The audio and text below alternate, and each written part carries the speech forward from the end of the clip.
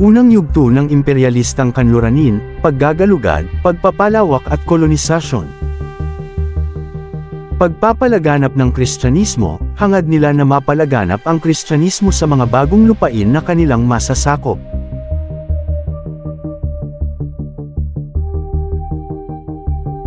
Paggagalugad ng mga bagong lupain upang makakuha ng mga produktong nagmumula sa Asya.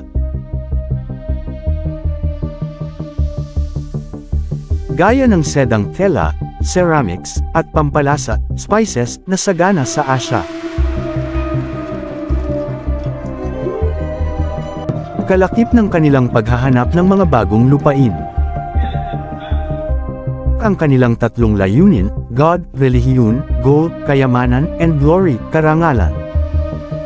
Merkantilismo, sistemang pang-ekonomiya na umiral sa Europa kung saan ang lakas at kapangyarihan ng isang bansa ay nakabatay sa dami ng ginto at pilak nito.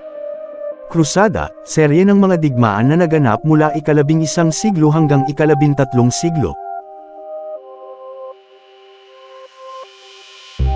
Renaissance, salitang Pranses na nangangahulugan ng muling pagsilang.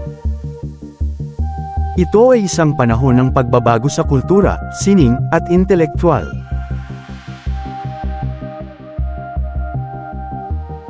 Marco Polo, isang Italianong mangangalakal, manlalakbay at manunulat. Sinulat niya ang kanyang aklat na The Travels of Marco Polo. Dahil sa kanyang aklat na isinulat, maraming Europeo ang nagunahan para maghanap at makapanakop ng bagong lupain.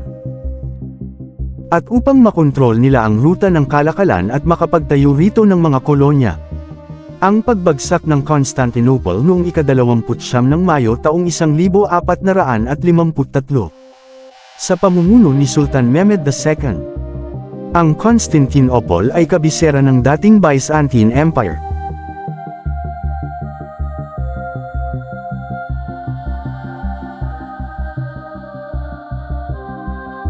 Salamat sa inyong panunood. Huwag sanang kalimutan mag-like, share, and follow na rin. At paki-subscribe na rin ang aking munting YouTube channel bilang suporta. Maraming salamat sa inyo. God bless.